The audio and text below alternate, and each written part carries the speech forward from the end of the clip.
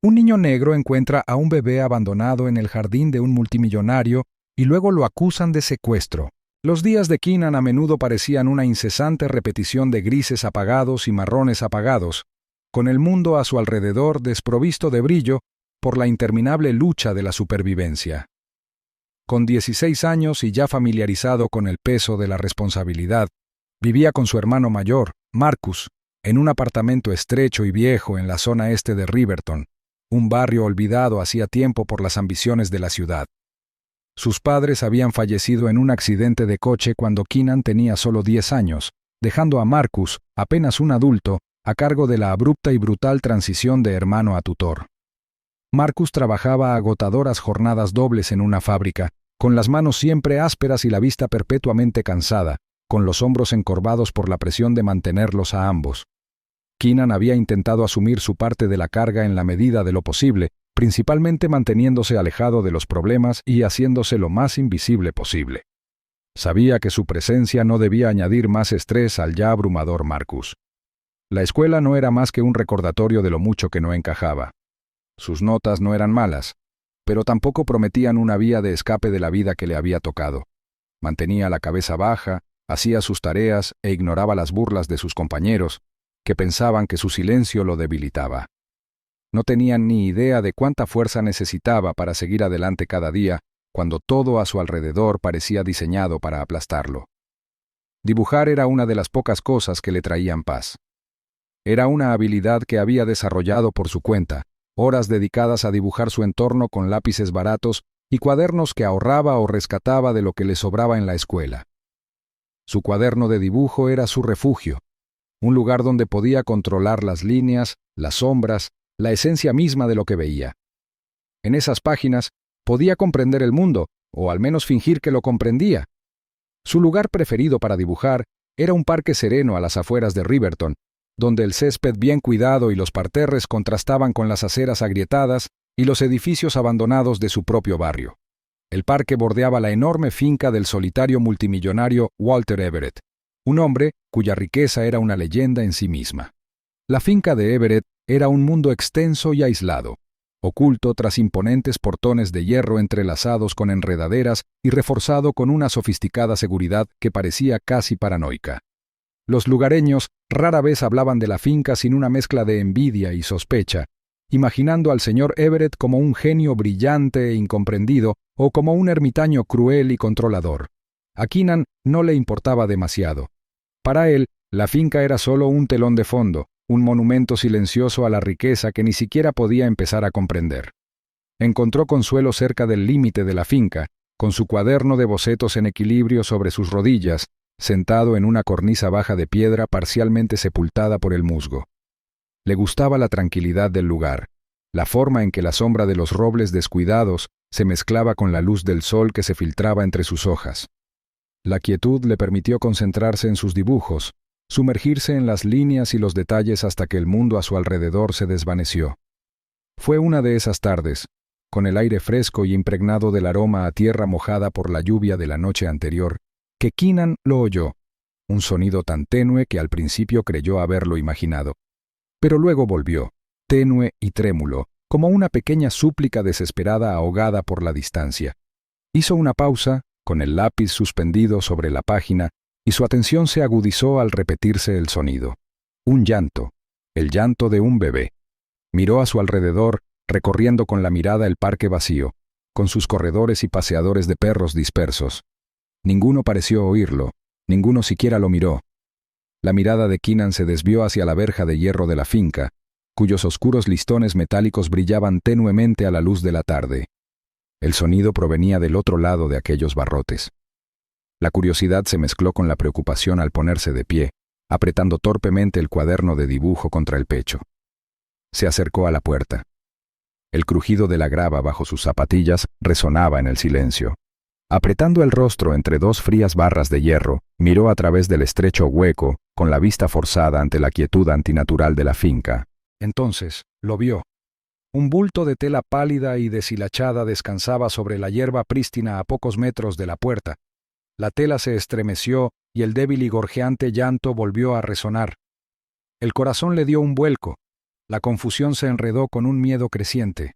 Era un bebé de verdad, abandonado y gimiendo contra el frío del aire. El pánico amenazó con dejarlo paralizado. Su mente corría, lidiando con lo absurdo de lo que veía. ¿Por qué alguien dejaría a un bebé allí? De todos los lugares posibles, ¿por qué al pie de la finca de un multimillonario, que parecía una fortaleza? Su mirada recorrió a su alrededor, buscando a alguien más que pudiera estar presenciando aquello, a alguien que pudiera ofrecer una explicación o hacerse cargo de la situación. Pero no había nadie, solo él y el niño. Gritó, con la voz quebrada en el aire denso y silencioso. La finca permaneció impasible, su grandeza tan indiferente como siempre. Volvió a gritar, esta vez a la elegante cámara de seguridad situada justo encima del arco de la puerta. La lente lo miraba fijamente, vidriosa y sin parpadear. Ninguna respuesta, ningún movimiento. Era como si ni siquiera existiera. Lo intentó de nuevo, levantando los brazos para saludar a la cámara, pero el silencio seguía burlándose de él.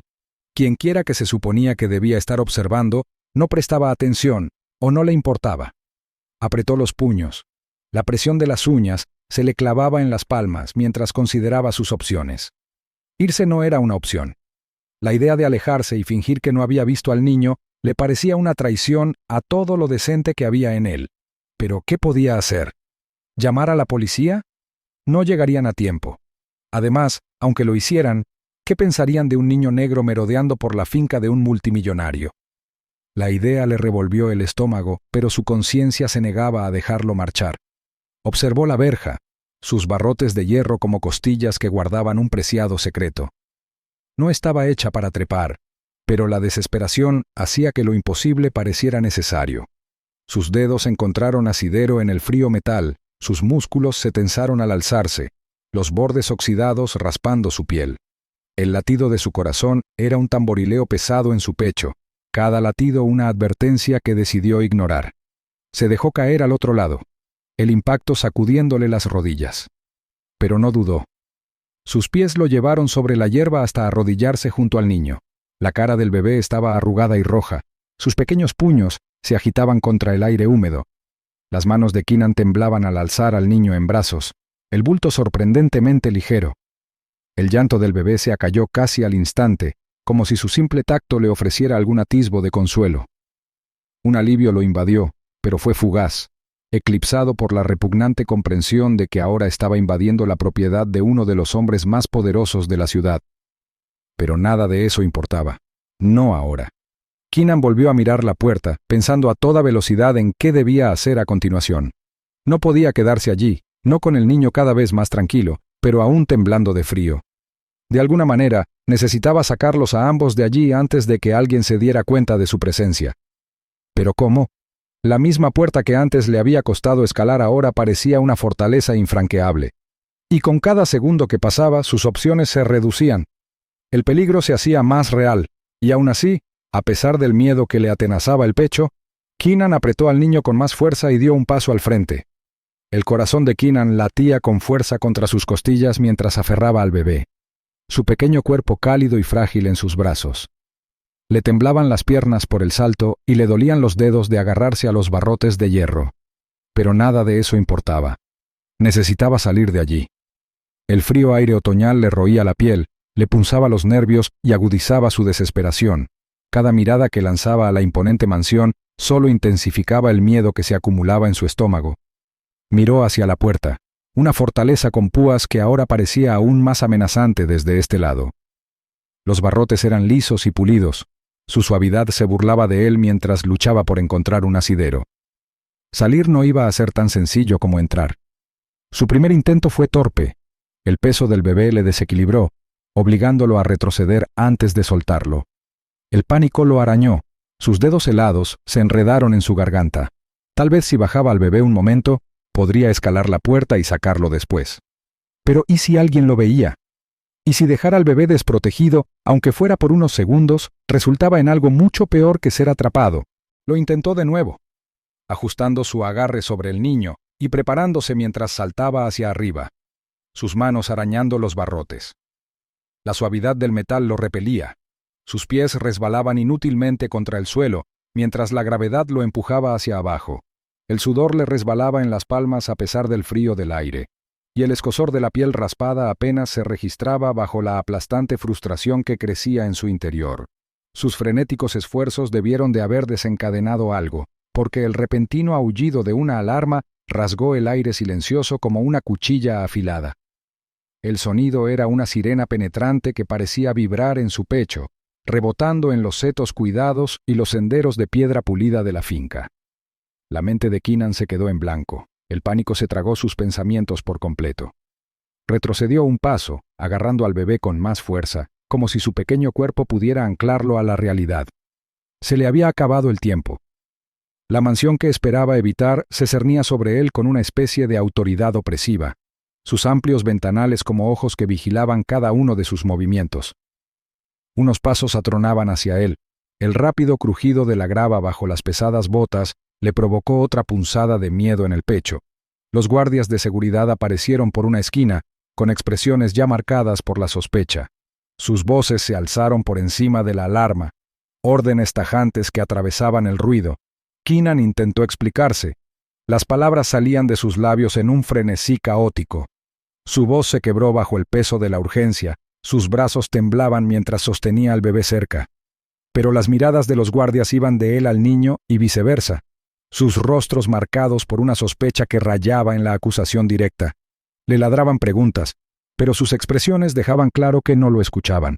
Sus intentos de describir lo sucedido fueron devorados por la fría desconfianza que tensó sus rasgos. Uno de los guardias extendió la mano y le arrancó al niño de los brazos. El repentino vacío lo dejó sintiéndose vacío y expuesto. A Keenan se le encogió el pecho. Sus protestas sonaban extrañas y desesperadas mientras intentaba que lo comprendieran. Pero sus palabras quedaron ahogadas por las cortantes instrucciones de los guardias y el agarre mecánico e inflexible de sus manos sobre sus hombros.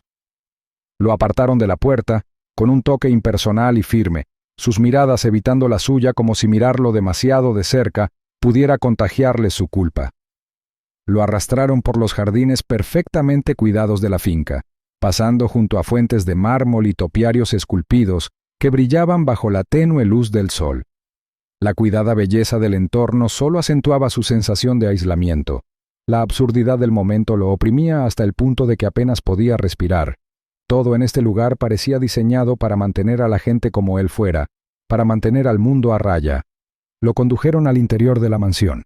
El aire interior estaba cargado de una opulencia estéril y sofocante. Los suelos de mármol brillaban bajo las lámparas de araña de cristal. Sus intrincados patrones reflejaban la riqueza de una forma que a Keenan le parecía tan lejana como otro planeta. Sus zapatillas chirriaban contra la superficie pulida. Cada paso torpe le recordaba lo fuera de lugar que estaba. Lo llevaron a una gran sala amueblada con sillas de cuero y madera pulida, el tipo de espacio pensado tanto para intimidar como para impresionar. Funcionó. Sentía un nudo en la garganta, las manos sudorosas incluso al apretarlas en puños a los costados. Un hombre entró en la sala. Su presencia exigía atención. El señor Langford, el asistente personal de Walter Everett. Su mirada recorrió a Keenan con la precisión de un halcón que evalúa a su presa. Su expresión era pura angulosidad y frío cálculo. No había curiosidad en sus ojos, solo sospecha, ya endurecida e inamovible. La voz del señor. Langford era mesurada, cortante, mientras se dirigía a los guardias sin siquiera mirar a Keenan. El tono sugería que cualquier explicación que Keenan pudiera ofrecer era irrelevante, una mera formalidad ante el inevitable juicio. A Keenan se le secó la boca mientras intentaba explicarlo de nuevo.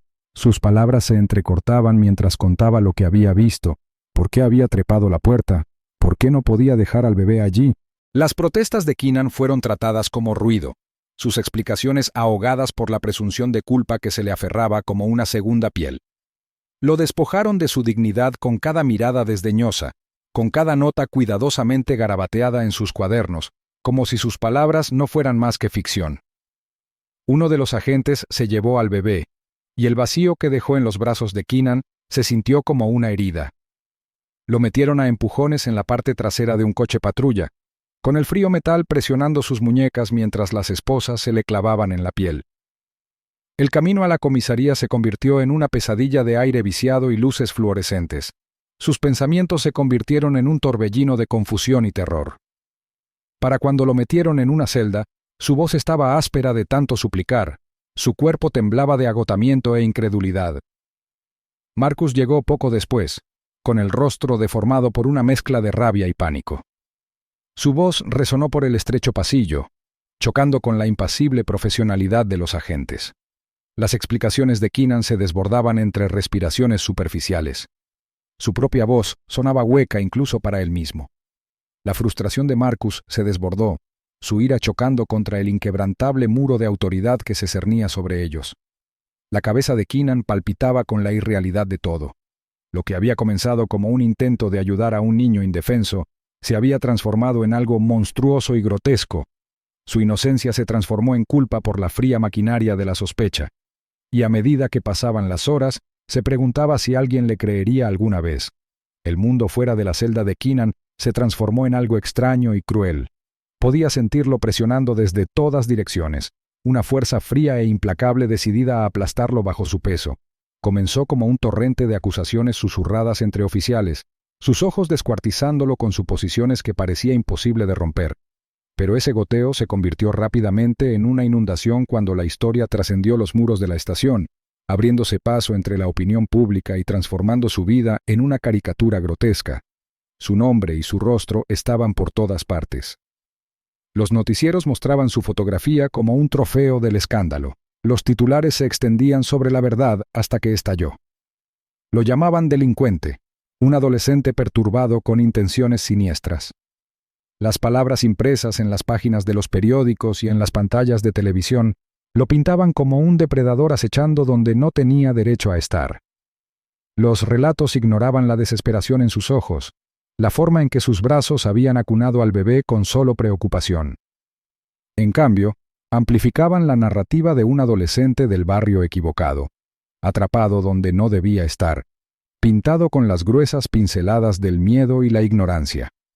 Podía sentir la ira del mundo alcanzarlo incluso dentro de los fríos y sofocantes confines del centro de detención. Los guardias evitaban su mirada. Su profesionalismo se mezclaba con una cautela que delataba sus propios prejuicios. Escuchó fragmentos de conversación, murmullos que resonaban a través del acero y el hormigón, tachándolo de criminal antes siquiera de tener la oportunidad de explicarse.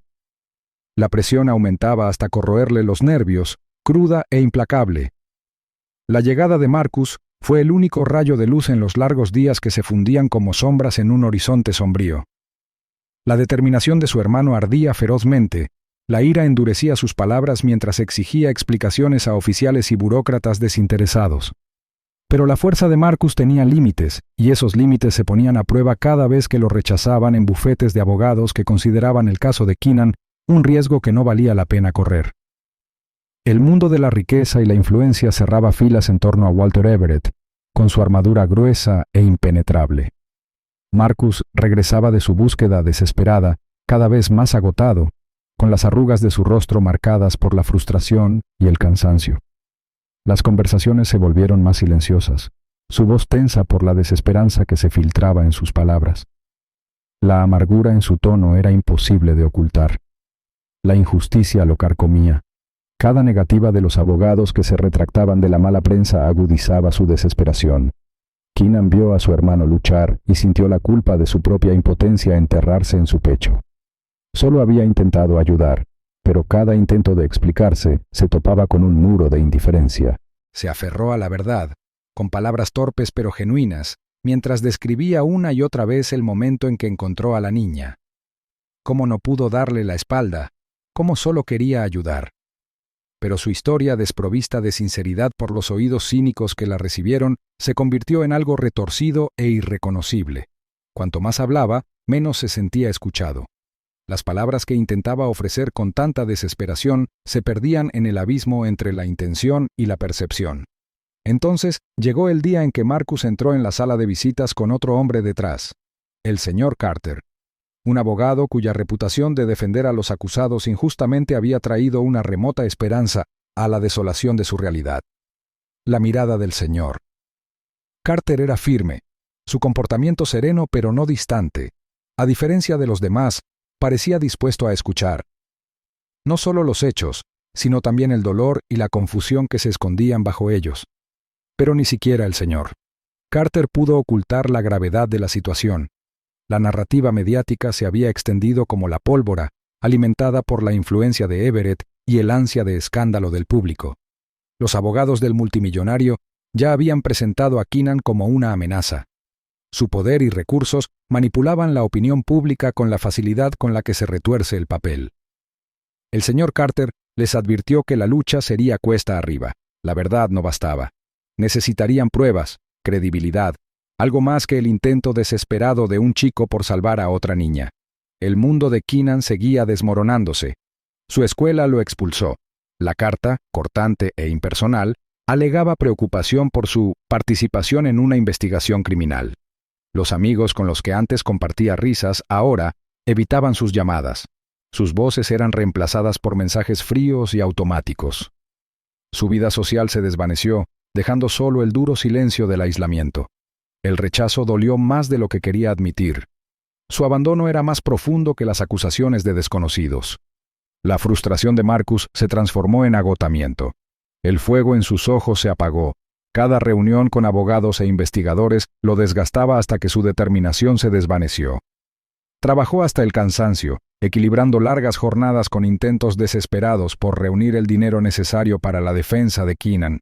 Pero los recursos escaseaban, y la indiferencia del mundo hacía que todo esfuerzo pareciera insuficiente. Y Keenan, atrapado en la estéril monotonía de la detención, sintió que la lucha se le escapaba. Su propia determinación flaqueó bajo el peso de ser tratado como algo inhumano. Lo pincharon y lo interrogaron hasta que sus propias palabras empezaron a sonar huecas. La verdad se volvió frágil, algo a lo que se aferró incluso cuando parecía escapársele entre los dedos. Empezó a escribirlo todo. Cada recuerdo, cada fragmento de verdad, garabateados en el papel como confesiones desesperadas. Se convirtió en su única arma, las palabras talladas en su propio dolor y esperanza. Lo vertió todo en esas páginas, documentando los acontecimientos con minuciosa precisión, con la pluma en movimiento incluso cuando su fe flaqueaba. Escribió no solo para sí mismo, sino por la posibilidad de que algún día alguien lo escuchara. Las visitas del señor Carter trajeron destellos de esperanza, pero a menudo se veían atenuados por la cruda realidad de su situación. Las garantías del abogado parecían hilos tensos que intentaban mantener unido un mundo destrozado. La inocencia de Keenan era una verdad frágil, enterrada bajo el peso aplastante de las suposiciones y los prejuicios. Pero incluso cuando la oscuridad parecía absoluta, siguió escribiendo, con mano firme incluso cuando su corazón temblaba. Keenan se negaba a quebrantarse. Por muy débil que sonara su voz, se aferró a la creencia de que importaba, de que la verdad, retorcida y enterrada como estaba, aún podía ser desenterrada. Puede que el mundo le haya dado la espalda, pero su historia seguía ahí, y seguiría contándola, sin importar cuánto tardara alguien en escucharla. Meses después, la persistencia del señor Carter finalmente dio sus frutos. Tras revisar montones de pruebas olvidadas, descubrió la grabación, granulada pero inconfundible. Una mujer, con el cabello enredado y movimientos frenéticos, coloca al bebé envuelto en pañales en los terrenos de la finca antes de retirarse a la noche. El alivio inunda el pecho de Keenan al ver la prueba, pero es un alivio frágil, como agarrar un cristal que podría romperse con la más mínima presión. Los abogados de la familia Everett no pierden tiempo en presentar contrademandas, presentando las acciones de Keenan como una invasión imprudente y un comportamiento sospechoso. La determinación de la adinerada familia por proteger su intachable reputación solo intensifica la lucha, su influencia, una fortaleza construida sobre el privilegio y la negación. Pero el señor Carter publica las imágenes en línea, y el mundo se estremece ante la injusticia. La indignación crece, las voces exigen respuestas por el trato cruel de un niño que solo intentó ayudar. La percepción pública cambia, y Walter Everett, ante un escrutinio implacable, acepta una disculpa pública y retira todos los cargos. Sin embargo, el daño persiste, grabado en la piel de Keenan como cicatrices visibles e invisibles. Reconstruir su vida resulta arduo, pues los prejuicios del mundo no se borran tan fácilmente. Pero sus escritos, antes meros documentos de dolor, se transforman en un poderoso artículo que circula por todas partes. Su voz, antes ahogada por el juicio, ahora tiene peso. A través de la amargura y el desgarramiento, Keenan emerge más fuerte, su determinación se forja en algo inquebrantable. Habla no solo por sí mismo, sino por otros atrapados por sistemas diseñados para silenciar. Y a pesar de todo, Marcus permanece a su lado, su vínculo perdura donde tanto más se ha hecho añicos.